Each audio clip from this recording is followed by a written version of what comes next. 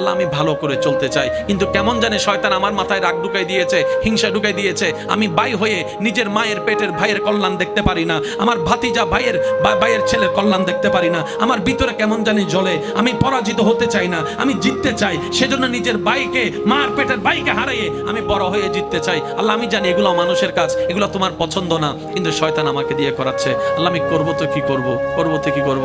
রব বলে যে আমাকে কি সত্যি তুই খুশি করতে চাস? আমরা বললাম আল্লাহ চেষ্টা তো করি তোমাকে খুশি করার, কারণ জমিনটা তোমার, তুমিই থাকতে দিয়েছো, দেহটা তোমার, তুমি আমাকে দান করেছো, চোখ দুইটা তো তোমার করা দান। সুবহান আল্লাহ। যে জবান দিয়ে কথা বলি সেটাও তোমার দান। আল্লাহ আমার সবকিছু তো তোমার দান, আমার প্রাণটাও তোমার দান, আমার রিজিকটাও তোমার দান, আমার স্ত্রীও তোমার দান, আমার সন্তানও তোমার দান, আমার স্বামীও তোমার দান, আমার শ্বশুর শাশুড়ি তোমার দান, আমার মা বাবা তোমার দান, আমার সমস্ত কিছু তো আল্লাহ তোমার দান, নিঃশ্বাসটা তোমার দান, ফলফলা দিয়ে তোমার দান। আল্লাহ তোমাকে খুশি করতে চাই, কারণ আমি জানি তুমি খুশি হলে সৃষ্টি জগৎ আমার হয়ে যাবে, তুমি একবার খুশি হলে জান্নাত আমার হয়ে যাবে। সুবহান আল্লাহ।